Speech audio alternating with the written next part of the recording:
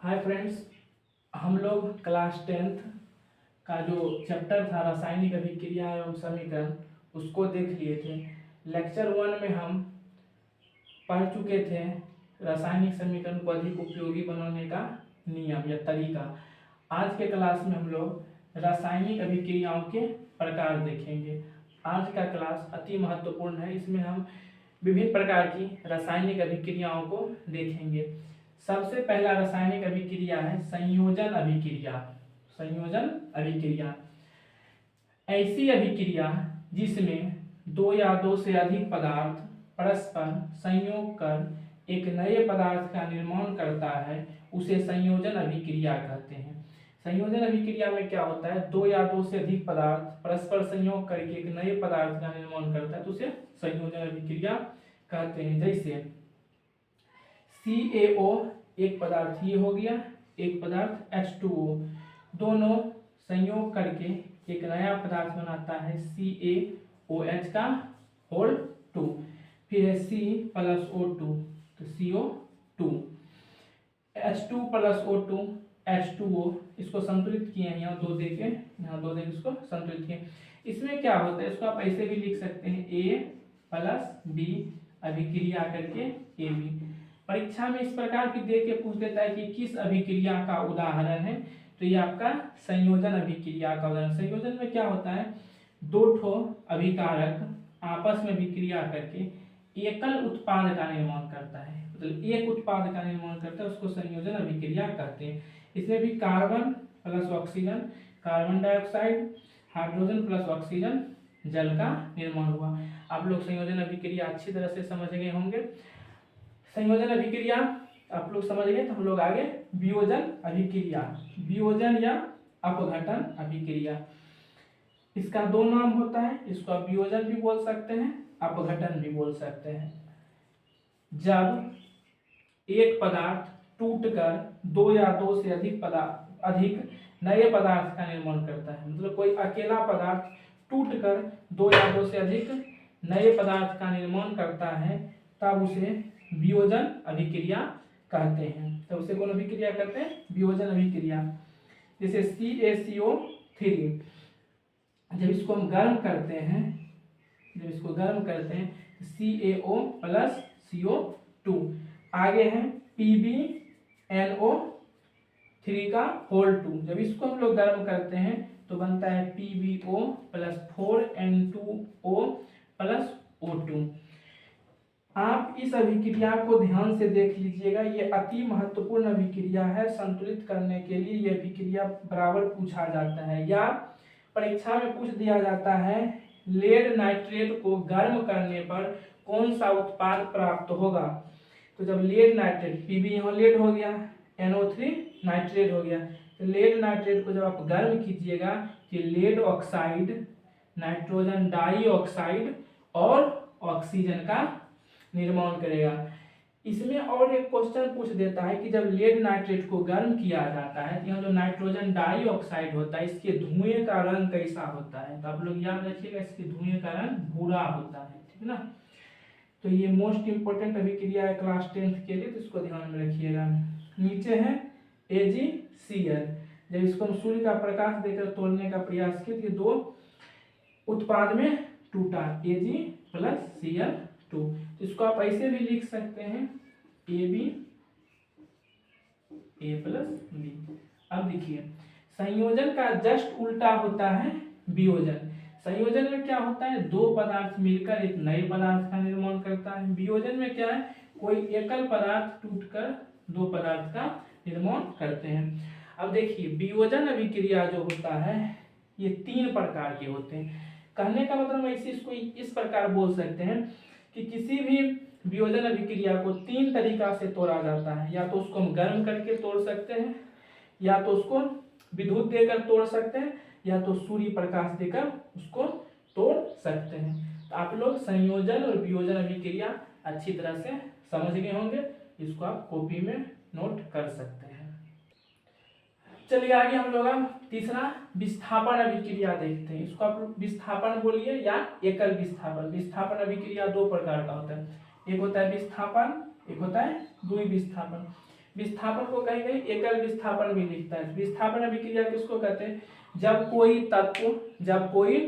तत्व दूसरे तत्व को उसके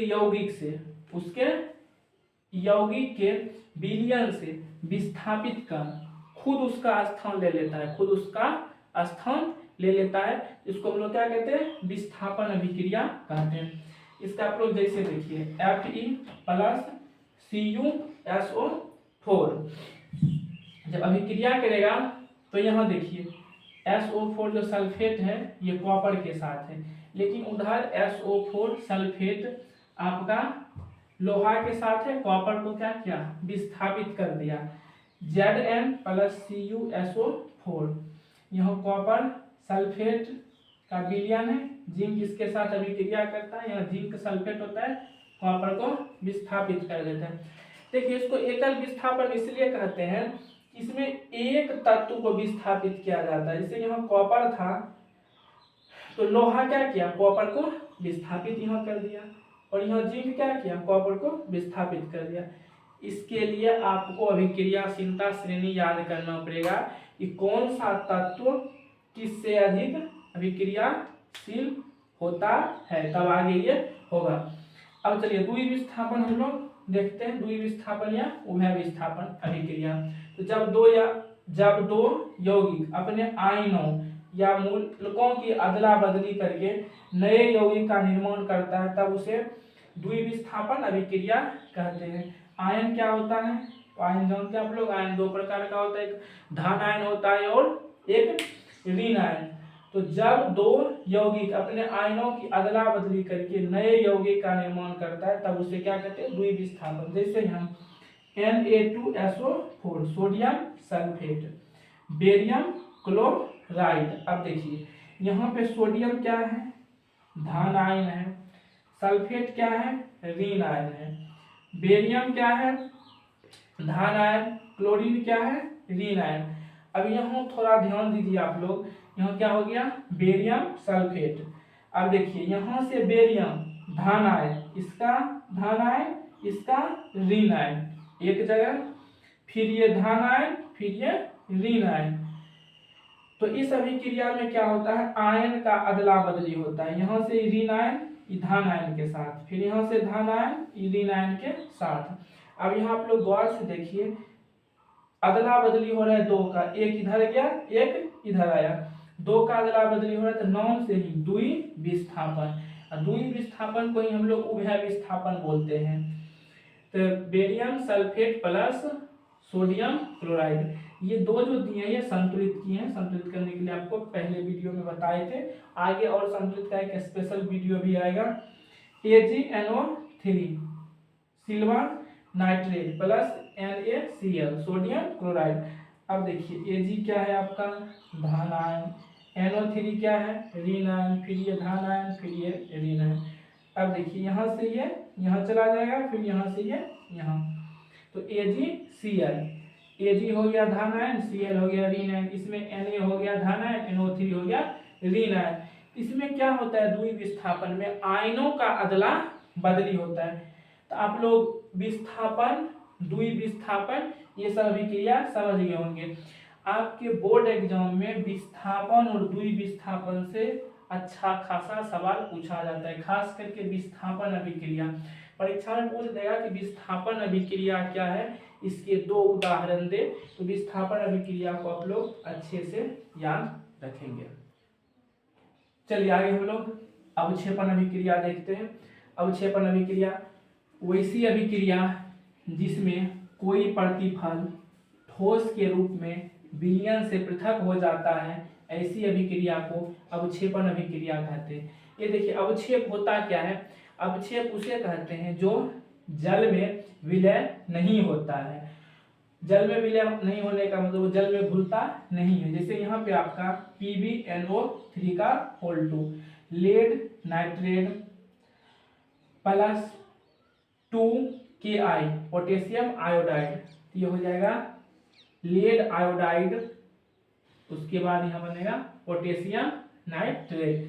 तो ये जो तीर नीचे का तरफ है ये अवक्षेप को दर्शाता है कि ये जो आपका लेड आयोडाइड बना ये क्या है? अवक्षेप है, ये जल में अविलय है। AgNO3 plus NaCl, AgCl plus NaNO3, आपका AgCl क्या हो जाएगा, ये अवक्षेप हो जाएगा। तो इसको हम लोग क्या कहेंगे, अवक्षेपण अभिक्रिया। आगे है उदासीनीकरण अभिक्रिया। वैसी अभिक्रिया जिसमें कोई अम्ल किसी क्षार के साथ अभिक्रिया करके, वैसी अभिक्रिया जिसमें कोई अम्ल किसी क्षार या भस्म के साथ अभिक्रिया करके लवण और जल बनाता है, तो ऐसी अभिक्रिया को हम क्या कहते हैं, उदासीनीकरण अभिक्रिया कहते हैं, या उदासीनीकरण अभिक्रिया कहलाता है। अब देखिए, जब हम लोग दूसरा चैप्टर पढ़ेंगे क्लास 10 का, तो चैप्टर का नाम ही आम्ल, क्षारक एवं लवण, तो उसमें हम लोग आम्ल क्षार को बेहतर से समझेंगे। लेकिन आप यहाँ समझ लीजिए, HCl क्या है, यहाँ पे अम्ल है, NaOH क्या है, भस्म है, इसको आप क्षारक भी बोलिए। फिर ये नीचे क्या है, HNO3 अम्ल है, KOH क्या है, भस्म है, HCl कौन अम्ल है, हाइड्रोक्लोरिक अम्ल, NaOH सोडियम हाइड्रोक्साइड, ये अम्ल ये भस्म, दोनों अभिक्रिया किया तो यहाँ क्या बना, लवण, और यहाँ क्या बना, जल। NaCl साधारण नमक का सूत्र होता है, ये सभी याद करते जाएंगे साथ साथ। घरेलू नमक या साधारण नमक का सूत्र क्या होता है, NaCl सोडियम क्लोराइड, इसको लवण बोलते हैं, प्लस H2O जल। अब देखिए, अम्ल भस्म से अभिक्रिया किया, लवण और जल बना। यहाँ देखिए HNO3, ये आपका हो गया नाइट्रिक अम्ल, ये किससे अभिक्रिया किया, पोटेशियम हाइड्रोक्साइड से, जो कि एक भस्म है, क्या बनाया, पोटेशियम नाइट्रेट प्लस H2O, ये भी क्या हो जाएगा, लवण और ये जल। जिस अभिक्रिया में अम्ल भस्म के साथ अभिक्रिया करके लवण और जल बनाता हो, उसको हम लोग उदासीनीकरण अभिक्रिया कहते हैं। चलिए आगे हम लोग ऊष्मोक्षेपी अभिक्रिया देखते हैं। वैसी अभिक्रिया जिसमें ऊष्मा का उत्सर्जन होता है, उसको क्या कहते हैं, ऊष्मोक्षेपी अभिक्रिया कहते हैं। बहुत सारी अभिक्रिया ऐसी है जिसमें क्या होता है, आपका उत्पाद के साथ साथ ऊष्मा का भी उत्सर्जन होता है, उत्पाद के साथ साथ ऊष्मा का भी उत्सर्जन होता है, तो उसको ऊष्मोक्षेपी कहते हैं। मतलब ऊष्मा निकलती है इस अभिक्रिया में, जैसे CH4 मीथेन जब ऑक्सीजन के साथ अभिक्रिया करता है तो कार्बन डाइऑक्साइड प्लस जल प्लस ऊष्मा का निष्कासन होता है। C6H12O6 ग्लूकोज जब ऑक्सीजन के साथ अभिक्रिया करता है आपका, तो कार्बन डाइऑक्साइड जल और इसमें भी क्या निकलता है, ऊष्मा का निष्कासन होता है। तो इस अभिक्रिया को हम लोग क्या कहेंगे, ऊष्मोक्षेपी अभिक्रिया। अब देखिए, ऊष्मोशोषी अभिक्रिया किसको कहते हैं, वैसी अभिक्रिया जिसमें ऊष्मा का अवशोषण होता है, वैसी अभिक्रिया जिसमें क्या होता है, ऊष्मा का अवशोषण होता है, उसे ऊष्मोशोषी अभिक्रिया कहते हैं। जैसे BaOH का whole 2 into 8H2O plus 2 NH4 plus Cl, जब ये अभिक्रिया होगा तो BaCl2 plus 2 NH3 plus 10H2O minus ऊर्जा या ऊष्मा, तो इसमें क्या होगा, ऊष्मा का निष्कासन हो रहा है, ऊष्मा बाहर निकल रही है, इसमें ऊष्मा क्या हो रही है, सॉरी, इसमें ऊष्मा बाहर निकल रही है, इसमें ऊष्मा को बाहर से देना पड़ रहा है, ठीक ना। तो वैसे अभिक्रिया ऊष्मा का अवशोषण होता है, जो ऊष्मा को ग्रहण करता है, उसको ऊष्मोशोषी अभिक्रिया, इसको ऊष्मोक्षेपी अभिक्रिया। अब देखिए, अब यहाँ से इंपॉर्टेंट अभिक्रिया शुरू होगा, उपचयन, या इसी को हम लोग ऑक्सीकरण भी कहते हैं, उपचयन या ऑक्सीकरण। उपचयन या ऑक्सीकरण अभिक्रिया वह रासायनिक अभिक्रिया जिसमें किसी तत्व या यौगिक के साथ ऑक्सीजन का संयोग होता है अथवा हाइड्रोजन का ह्रास होता है, इसमें इलेक्ट्रॉन का त्याग होता है। एक बात और ऐड आप लोग यहाँ कर सकते हैं कि इसमें उपचयन में क्या होता है, इलेक्ट्रॉन का त्याग होता है। वह रासायनिक अभिक्रिया जिसमें किसी तत्व या यौगिक के साथ ऑक्सीजन का संयोग होता है अथवा हाइड्रोजन का ह्रास होता है, उसे हम कौन कहते हैं, उपचयन अभिक्रिया या ऑक्सीकरण अभिक्रिया कहते हैं। जैसे Cu प्लस O2, ये दो जो है शुरू में यहाँ देख रही है तो संतुलित किए हैं, बार बार हम आपको बता देते हैं। बहुत पूछता है कि सर ये दो कहाँ से आया, इसमें इसको हम कुछ नहीं किए, संतुलित किए हैं। Cu plus O2, CuO, copper जब ऑक्सीजन के साथ अभिक्रिया करेगा तो कॉपर ऑक्साइड बनाएगा। Mg plus O2 MgO H2S plus Cl। अब देखिए यहाँ क्या हो रहा है, यहाँ पे ऑक्सीजन का योग हो रहा है, यहाँ पे क्या हो रहा है Cu के साथ ऑक्सीजन का योग हो रहा है, यहाँ Mg के साथ ऑक्सीजन का योग हो रहा है। यहाँ पे देखिए H2S प्लस Cl2, यहाँ से हाइड्रोजन का निष्कासन हो रहा है, हाइड्रोजन क्या हो रहा है निकल रहा है। H2 यहाँ 2 हाइड्रोजन था, Cl ये क्या हो गया HCl प्लस S सल्फर ये बाहर हो गया, जिसमें हाइड्रोजन का क्या हो गया निष्कासन हो गया। तो ऑक्सीजन का योग हो चाहे हाइड्रोजन का ह्रास हो निष्कासन हो, उसको हम लोग उपचयन अभिक्रिया कहते हैं। चलिए आगे हम लोग अब अपचयन या अवकरण अभिक्रिया देखेंगे। वह रासायनिक अभिक्रिया जिसमें किसी तत्व या यौगिक के साथ हाइड्रोजन का योग होता है अथवा ऑक्सीजन का ह्रास होता है। अब देखिए इसमें ध्यान देने वाली बात क्या है, हम लोग पहले देखे थे उपचयन, ये क्या है अपचयन। थोड़ा सा ही नाम का अंतर है, बहुत बच्चा इसमें कंफ्यूज हो जाता है। पहले हम लोग देखे थे उपचयन, ये है अपचयन। उपचयन को हम लोग उपचयन कहिए या ऑक्सीकरण कहिए, उपचयन कहिए या ऑक्सीकरण कहिए, अपचयन कहिए या अवकरण कहिए। इसमें क्या होता है उपचयन में ऑक्सीजन का योग होता है, हाइड्रोजन का ह्रास होता है। अपचयन में उल्टा हो जाता है, हाइड्रोजन का योग होता है, ऑक्सीजन का ह्रास होता है, इसको हम लोग अपचयन कहते हैं। यहाँ जैसे देखिए H2 प्लस Cl2, अब यहाँ क्या हुआ अभिक्रिया होने के बाद HCl, यहाँ क्या हो गया हाइड्रोजन का योग हो गया, तो हम कहेंगे यहाँ पे क्लोरीन क्या हो रही है अपचयित हो रही है। इसमें हाइड्रोजन किसके साथ जुड़ रहा है तो क्लोरीन के साथ। ये सब भी बहुत पूछा जाता है, अभी हम इस रेडॉक्स देखेंगे तो इसमें विस्तार से देखेंगे। CuO copper oxide plus H2O, इसको उष्मा दिए क्या हो गया कॉपर प्लस H2O। अब देखिए यहाँ कॉपर ऑक्साइड था, H2 के साथ अभिक्रिया किया, यहाँ क्या हुआ सिर्फ कॉपर अकेला हुआ, तो ऑक्सीजन का निष्कासन हो गया, ह्रास हो गया। तो हाइड्रोजन का जुड़ना या ऑक्सीजन का निकलना, ह्रास होना अपचयन अभिक्रिया का उदाहरण होता है। परीक्षा में पूछेगा अपचयन अभिक्रिया से आप क्या समझते हैं, इसके 2 उदाहरण दें, तो आप ये परिभाषा लिख दीजिएगा, इसका ये दोनों उदाहरण दे दीजिएगा। चलिए मोस्ट VBI रेडॉक्स अभिक्रिया, बहुत बच्चे को रेडॉक्स अभिक्रिया समझ में नहीं आता है, आप लोग थोड़ा ध्यान से देखिएगा रेडॉक्स अभिक्रिया क्या है। जब ऑक्सीकरण और अवकरण एक विशेष अभिक्रिया जो सदैव साथ साथ होती है उसे रेडॉक्स अभिक्रिया कहते हैं या रेडॉक्स अभिक्रिया कहलाती है। अब समझिए इसमें जब क्या होता है ऑक्सीकरण और अवकरण एक विशेष अभिक्रिया है जो सदैव साथ साथ हो, ऑक्सीकरण एक ही अभिक्रिया में ऑक्सीकरण भी हो और अवकरण भी हो, तो उसको हम लोग क्या कहेंगे रेडॉक्स अभिक्रिया। यहाँ समझिए जैसे CuO copper oxide plus H2 hydrogen अभिक्रिया हुआ, यहाँ क्या हो गया कॉपर, यहाँ पे H2O जल का निर्माण हो गया। अब देखिए यहाँ से क्या हो रहा है, यहाँ से कॉपर में से कॉपर ऑक्साइड में ऑक्सीजन का क्या हो रहा है निष्कासन हो रहा है, यहाँ जल में क्या है हाइड्रोजन का योग हो रहा है, तो हम कहेंगे कि कॉपर ऑक्साइड अपचयित हो रहा है और H2 क्या हो रहा है उपचयित हो रहा है। अब देखिए कैसे हो रहा है कि यहाँ हाइड्रोजन में ऑक्सीजन जुड़ रहा है तब तो H2 हो रहा है, ऑक्सीजन का यहाँ योग हुआ, यहाँ ऑक्सीजन निकलेगा। उपचयन या अपचयन जो भी होगा वो अभिकारक के साइड में होगा, उत्पाद में कुछ नहीं होता है। परीक्षा में पूछेगा, ये दे देगा अभिक्रिया, पूछेगा किसका उपचयन हो रहा है किसका अपचयन हो रहा है। नाम पे ध्यान देंगे, हम बार बार कह रहे उपचयन और अपचयन, थोड़ा सा नाम में अंतर है, बहुत गलती हो जाता है इसके कारण।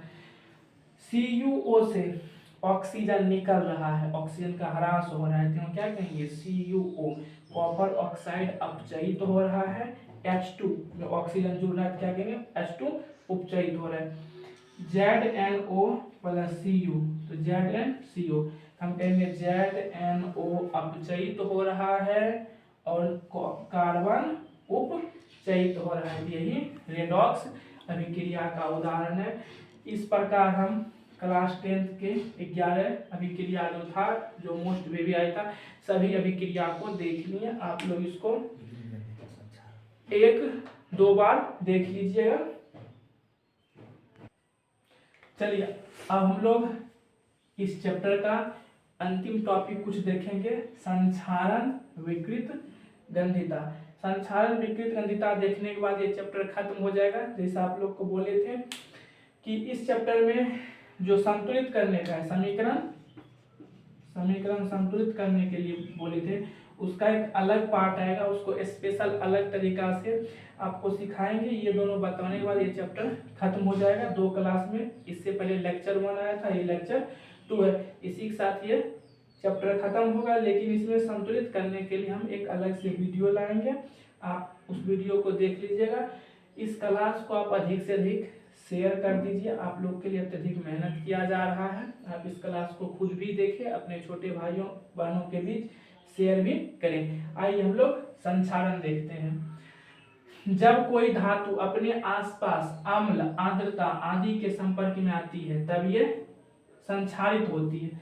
जब आपके आसपास कोई धातु होता है, वो अम्ल, आर्द्रता, वायु, नमी, हवा, ये सब के संपर्क में आती है तो ये संक्षारित हो जाती है।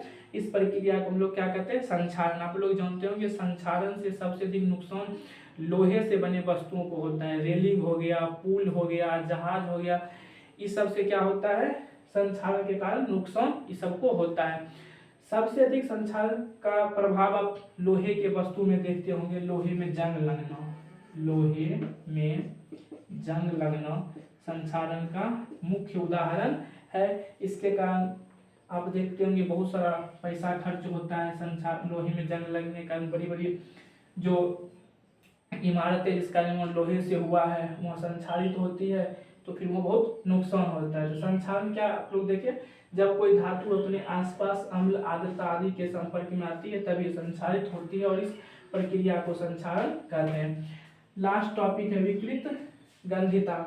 वसा तथा तेल से बने खाद्य पदार्थों में उपचयन की क्रिया के कारण और रुचिकर गंध और स्वाद का उत्पन्न होना विकृत गंधिता है। हम लोग जो खाना खाते हैं उसमें क्या होता है? वसा और तेल होता है। ये उपचयित हो जाती है, ऑक्सीजन के संपर्क में होने से क्या होती है? उपचयित हो जाती है, जिसके कारण इसके स्वाद और गंध क्या होते हैं? और रुचिकर हो जाते हैं, अच्छे नहीं लगते। इसी को विकृत गंधिता कहते हैं। अब जो गर्मी आ रही है आप देखिएगा, खाना बनाने के बाद सब्जी सब जो तेलीय सब्जी होती है बहुत जल्दी क्या होती है? खराब हो जाती है, ऑक्सीजन से ऑक्सीकरण कर लेती है। इसी को हम लोग उपचयन कहते हैं। जिससे क्या होती है? सब्जी, वसा तेल से बना हुआ सब्जी या कोई खाद्य पदार्थ उपचयित होने के कारण खराब हो जाती है। इसी को हम लोग विकृत गंधिता कहते हैं। चलिए, इस प्रकार क्लास 10th का फर्स्ट चैप्टर जो रासायनिक अभिक्रिया एवं समीकरण था, उसको हम पूरे चैप्टर को आपको पढ़ा दिए। इसका एक स्पेशल अलग से संतुलित करने का वीडियो आएगा, आप लोग उसको देख लीजिएगा। इसका हम ऑब्जेक्टिव भी करवा देंगे, तब तक आप इसको देखिए। चैनल को सब्सक्राइब कीजिए और अपने छोटे भाइयों बहनों के बीच इस वीडियो को शेयर कीजिए। धन्यवाद।